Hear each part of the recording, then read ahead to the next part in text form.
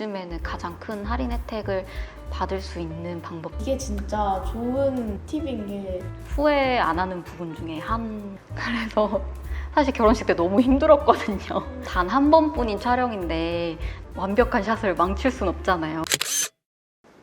안녕하세요, 웨디씨입니다.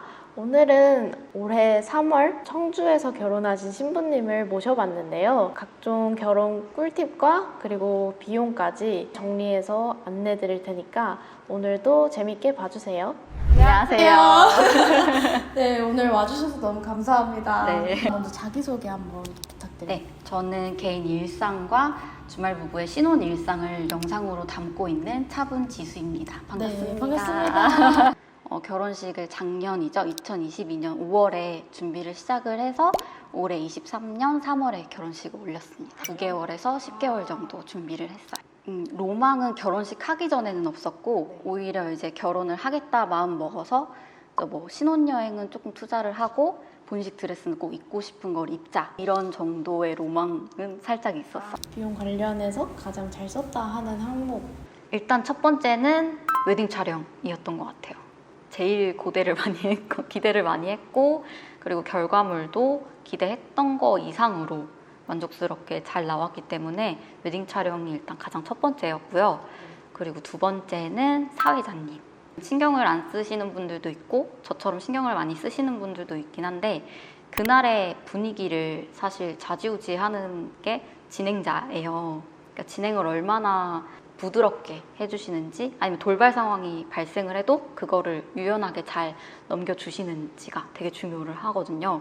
저희가 결혼식 중간에 사고가 났었는데 그거를 좀 잘 넘겨주셔서 되게 후회 안 하는 부분 중에 한 부분이에요. 하나는 또 정말 의외인 부분이 한복이었어요. 처음에 알아봤던 데는 디자인도 다양하지 않고 그래서 정말 두 벌 입어보고 바로 결정할 정도로 근데 가격도 엄청 저렴한 거는 또 아니고 그래서 고민을 하다가 내 친구 아는 지인분의 결혼식에 어쩌다가 뭘 도와드리러 갔는데 한복이 너무 마음에 드는 거예요.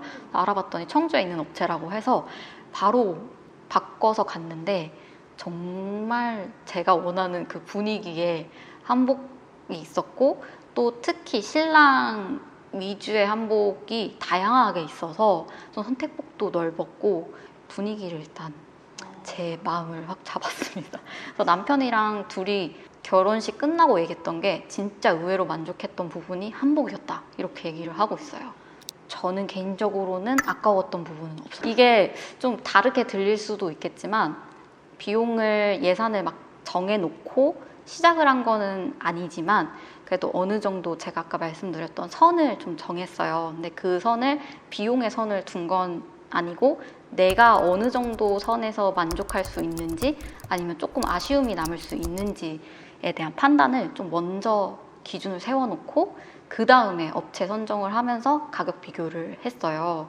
그렇다 보니까 어떤 결과물이 나와도 내가 이 정도 선에서는 만족할 수 있겠다라는 선을 미리 정해놨기 때문에 막 사실 이렇게 따지고 저렇게 따지면 만족은 없다고 생각하거든요. 그래서 그 부분에서는 좀 이 정도면은 난 괜찮아 라고 해서 아쉬운 부분은 없었어요.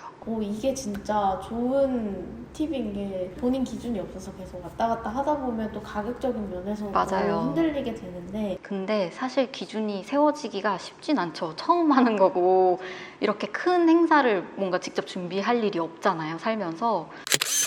제가 추천드리는 방법은 남을 따라하거나 뭐 그러는 건 아니지만 그냥 여러 가지의 결혼식의 경우를 많이 살펴보시고 어떤 식으로 진행이 되는지 이런 거를 보면 어느 정도 선까지는 하면 괜찮겠구나 이런 기준들이 조금씩 잡히는 것 같아요. 영상도 많이 찾아보고 뭐 블로그도 찾아보고 하다 보니까 내 결혼식 때는 음악은 어떤 거를 썼으면 좋겠다. 뭐 드레스는 이제 비즈랑 실크 중에 무조건 실크를 입어야겠다. 메이크업은 어떤 식으로 하면 좋겠다. 이런 기준들은 조금 잡혔던 것 같아요. 일단은 블로그나 카페, SNS를 최대한 많이 활용을 하시는 게 요즘에는 가장 큰 할인 혜택을 받을 수 있는 방법 중에 하나인 것 같고 저는 워킹으로 준비를 했지만 플래너 업체로 같이 하시는 분들은 그 제휴 할인 혜택이 좀 크다고 들었어요. 그래서 그거를 잘 활용을 하시면 본식 비용도 어느 정도 세이브를 할 수 있지 않을까 생각해요. 그리고 당일 계약이 그 앉은 자리에서 계약을 한다는 의미보다는 그날 몇 시까지 전화를 이제 달라 이런 식으로 웨딩홀이나 본식 드레스 같은 경우에도 당일 계약 혜택이 있었거든요. 몇 시까지만 알려주세요. 그러면 당일 혜택 계약을 드릴게요. 이렇게 얘기를 하시기 때문에 너무 막 당일날 어떻게 해야겠다 막 그 앉아서 하시는 것보다는 조금 이동하시면서 생각을 해보시는 것도 좋을 것 같아요. 저는 2군데밖에 안 갔지만 이제 여러 군데의 순서를 보면 다들 약간 교통편으로 먼저 우선시를 하시거나 아니면 내가 제일 마음에 드는 홀은 제일 마지막에 둔다거나 이미 마음속에 있는 웨딩홀을 처음으로 놓으면 다른 홀은 잘 안 보인다고 하시는 분들도 있더라고요. 정말 음악을 신경을 많이 썼어요. 왜 영화나 드라마 같은 데 봐도 사실 그냥 대사만 치는 것보다 배경음악 때문에 만들어지는 분위기가 있잖아요. 그래서 그것 때문에 음악이 어떤 상황에 어떻게 내가 원하는 분위기를 나타낼지를 고민을 많이 하고 음악을 좀 정했던 것 같아요. 저의 그냥 기준으로 말씀드리면 당일날 어떤 드레스를 입고 싶은지 머릿속에 사실 그려져 있잖아요. 내가 좀 화려한 드레스를 입고 싶은지 차분한 실크 드레스를 입고 싶은지 그거를 일단 첫 번째로 생각하시고 두 번째가 홀 분위기를 생각하시는 게 좋을 것 같아요. 어두운 홀의 분위기 있고 뭐 밝은 홀의 분위기 그리고 내가 입장을 했을 때가 어떤 느낌이 나면 좋은지 아니면 요즘은 퍼포먼스들 되게 많이 하시잖아요. 뭐 왈츠나 뭐 사실 그날의 주인공은 나니까 약간 내가 공주님이 되고 싶은지 그런 거를 생각을 해서 이제 고르시는데 세 번째가 가사가 있는 곡을 고르느냐 아니면 악기로만 이제 진행을 하느냐 그거에 따라서 오케스트라 클래식 곡으로 준비를 하셔도 될 것 같고 아니면 좀 가사가 의미가 있는 걸로 담고 싶으면 가요인데 좀 차분한 거 그런 걸로 정해서 하시면 될 것 같아요. 그래서 디즈니 영화를 되게 좋아하는데 또 디즈니 하면 그 음악이 되게 유명하잖아요. 그런 음악들을 들으면서 사용해도 좀 괜찮을 것 같다. 무도회처럼 디즈니에서 여는 무도회나 연회장 같은 느낌으로 곡을 하나하나 다 골랐던 것 같아요.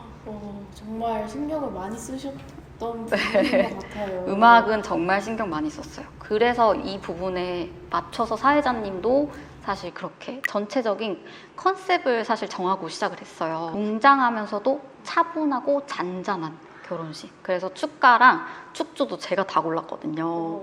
축가를 너무 못 골라가지고 친구가 제발 좀 하나 좀 골라달라. 너 노래 불러야 되는데 언제 알려줄 거냐 연습해야 된다 이러는데 마음에 드는 게 정말 하나도 없는 거예요. 그러니까 기준이 전자악기 소리가 들어가면 안 됐었어요. MR에 무조건 클래식 악기로 들어갔어야 됐고 약간 드럼이나 이런 좀 리듬을 쪼개주는 그런 거는 웬만하면 안 들어갔으면 좋겠다 생각을 해서 고르다 보니까 축가도 디즈니 노래도 너무 이제 걱정이 되는 거예요. 단 한 번뿐인 촬영인데 내 표정 때문에 그 완벽한 샷을 망칠 순 없잖아요. 다들 포토샵에서 표정은 포토샵이 안 된다 이 얘기를 많이 하시더라고요. 내가 어떤 표정을 지었을 때 가장 사진이 예쁘고 자연스럽게 나왔는지를 좀 사진을 앨범을 둘러보시면서 찾아보시는 게 가장 좋고 그 표정을 이제 어색한 상황에서도 나올 수 있게 거울을 보면서 살짝 연습을 하시는 게 좀 도움이 되고 특히 신부님들도 그렇지만 신랑님들 같이 꼭 연습시켜 주셔야 돼요. 이게 신부가 잘 나왔는데 신랑이 잘 안 나온 경우가 있어요. 모습이나 이런 건 괜찮은데 표정이 그러면 사진을 셀렉을 할 때 나만 잘 나온 거를 셀렉을 할 수가 없기 때문에 그 사진은 버려야 되는 사진이 되거든요. 그래서 꼭 신랑한테 웃는 거, 그냥 웃는 거, 이빨 보이면서 웃는 거, 그리고 마주보는 샷을 되게 자주 시키세요. 근데 평소에는 아무 생각 없이 이렇게 마주볼 수 있는데 웨딩 촬영을 하게 되면 어색해서 쳐다볼 수가 없거든요. 그러니까 많은 사람들이 우리를 이렇게 쳐다보고 있구나. 그리고 저 같은 경우에는 이름을 서로 막 부르라고 하시는 거예요. 근데 그게 어색해서 안 되더라고요. 그러니까 그런 것들 조금 연습해 보시면 사진이 훨씬 더 자연스럽게 잘 나오실 수 있을 것 같아요. 일반적으로는 입어볼 수 있는 벌수가 정해져 있잖아요. 그래서 이거 되게 웃긴 방법인데 내가 입고 싶은 드레스 사진을 캡처를 하셔서 그 모델 얼굴에서 자르세요. 그리고 내가 제일 화장을 진하게 하고 예뻤던 날이 있을 거 아니에요. 그 날의 얼굴을 위에다가 다 붙여보세요. 포토샵을 네, 근데 요즘은 핸드폰에도 잘 할 수 그쵸, 있잖아요. 그쵸. 그래서 그렇게 해서 이거는 드레스뿐만 아니라 옷을 고를 때도 약간 꿀팁이 될 수 있습니다. 그리고 일단 비즈냐 실크냐 이 두 가지는 좀 확실히 정하고 가시고, 그리고 샵 투어를 뭐 3개 정도 도시잖아요. 그래서 첫 번째 샵을 정하실 때 드레스 보유가 좀 다양한 곳으로 가셔서 실크도 입어보고 비즈도 입어보고 그 2개 중에 내가 좀 더 원하는 컨셉에 맞는 드레스를 고르기가 사실 힘들 테지만 조금 더 원하는 분위기가 있으실 거 아니에요. 그래서 2번째, 3번째부터는 비즈면 비즈만 입어보시고 실크면 실크만 입어보시는 것도 좋을 것 같아요. 진짜 좋은 것 같아요. 굉장히 도움 많이 됩니다. 저는 남편이랑만 갔어요. 근데 조금 더 객관화해서 봐줄 수 있는 거는 사실 이제 여자친구들이나 부모님, 친정 어머님이 만약에 좀 옷에 관심이 많으시고 그러시다면 친정 어머님이랑 가는 것도 추천을 드리는데, 웬만하면 이제 신랑이랑 친구랑 이렇게 셋이 가는 경우도 되게 많더라고요. 그래서 개인의 성향에 따라서 조금 선택을 하셔서 가시면 될 것 같아요. 전 남편이 다 그리고 있었어요. 요새 카페나 블로그 같은 데 보면 특징을 적을 수 있는 그 양식을 공유를 되게 많이 해요. 그래서 그거를 아이패드에 다운을 받아서 사진을 촬영을 못하니까 이제 남편이 그거를 하나하나 일일이 다 그리고 체크하고, 이제 남편이 그 이제 실장님이랑 계속 대화하면서 뒤로 한 번만 돌려달라. 또 얌전히 뒤로 돌아서 베일은 또 어떻게 들어가는지 또 이런 것도 상의를 하면서 다 그렸죠. 일단은 동행 같은 경우에는 전반적인 결혼식 처음부터 끝까지를 관리를 해주시는 업체들이 많은 것 같아요. 근데 저 같은 경우에는 다 제 스스로 준비했는데 딱 본식 드레스만 필요했던 경우여서 비동행으로 또 알아봤던 거고, 많은 분들이 추천해 주시는 이유는 또 알 것 같은 게 플래너님들은 워낙 이 분야에서 전문가시잖아요. 그래서 나랑 신랑이 잡지 못하는 포인트들을 이미 알고 계시기 때문에 어떤 부분이 결혼식에서 좀 불편할지 편할지 또 내 이미지에는 어떤 게 더 맞을지를 제일 확실히 알려주실 수 있는 분 중에 한 분이지 않을까 해서, 그래서 추천을, 저도 만약에 동행을 하시면 추천을 드릴 것 같은데, 저 같은 경우에는 제 주관이 워낙 확고한 스타일이었고 결혼식 때 어떤 컨셉으로 해야 될지를 정해놓은 상태였기 때문에 굳이 동행으로 할 필요는 없었어요. 예복 맞출 때는 일단은 시간을 좀 여유 있게 잡아놓고 가시는 게 좋을 것 같아요. 물론 업체에서 잡아주는 예약 시간들 때문에 뭐 뒤에 뭐 예약 손님이 있다던가 이런 경우도 있겠지만 원단을 고르는 게 사실 제일 오래 걸리거든요. 그러니까 원단 샘플이 크기가 이만해요. 보시는 분들은 이제 다 아시겠지만, 근데 그 원단 샘플을 만져보고 보는 것만으로 어떤 옷이 만들어질지 사실 모르잖아요. 그래서 그 원단을 만약에 고르셨다면 광택감을 먼저 일단 보셔야 돼요. 이제 예식장에서 조명을 받았을 때 광택감이 어느 정도 되는지를 확인을 해주셔야 되는데, 또 이 광택감 때문에 평상시에 입을 수 있느냐 없느냐가 또 결정이 돼요. 예복이 사실 그 예식 때만 입을 수 있는 옷보다는 요즘은 평상시에도 좀 좋게 옷을 깔끔하게 입고 싶을 때도 입을 수 있는 걸로 맞춤을 하는 추세인 것 같아서, 검정색 턱시도 이런 거보다는 약간 차콜 아니면 조금 더 톤 다운된 브라운 이런 식으로도 또 많이 하시는 것 같아요. 내가 일상생활에서 또 입을 수 있는 색상인지, 근데 또 예식에서 너무 벗어나지 않는 색상인지를 먼저 확인하시고, 그런 다음에 실장님한테 한번 여쭤보세요.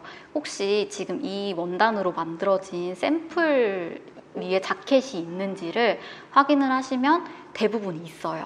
너무 특이하지 않은 거고 일반적으로 많이 하시는 것들은 샘플링으로 해놓은 것들이나 그런 게 있기 때문에 그거를 보시고 핏이 어떤지, 전체적인 광택감이나 조명을 받았을 때 어떤지를 확인을 하시면 훨씬 수월하게 잘 고르실 수 있을 것 같아요.